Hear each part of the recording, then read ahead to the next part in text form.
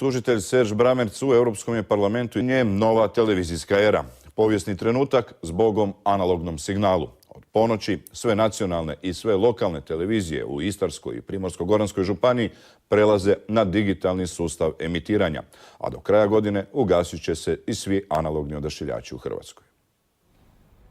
Za otprilike 4 sata gasi se regija D5.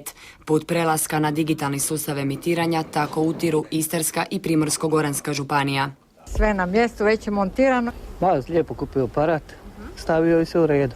Od ponoći gledatelji ove regije koji nisu instalirali digitalne prijamnike ili pak kupili televizore s digitalnim biračem kanala neće moći pratiti ni jedan televizijski program s nacionalnom koncesijom. Sva istraživanja nam pokazuju da su ih hrvatski građani jako dobro upoznati sa procesom, sa postojanjem procesa.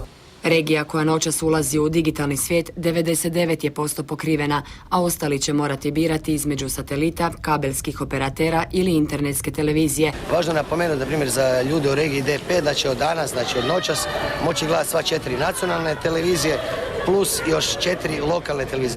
Gledatelji iz ostatka Hrvatske još se mogu odlučiti hoće li izabrati neku drugu varijantu, poput internetske televizije ili ipak digitalni zemaljski prijamnik. Ako je odabir prijamnik, pri kupnji pripazite na to kakve konektore imate na svom televizoru. Isključimo antenu iz televizora i uključimo je u digitalni prijemnik. S kart kablom povežemo digitalni prijemnik sa televizorom i programiramo digitalni prijemnik.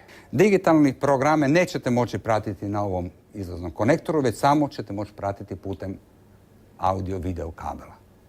Nakon Istrana i Gorana, već 3. ožujka na novi sustav prelaze 4 nove regije.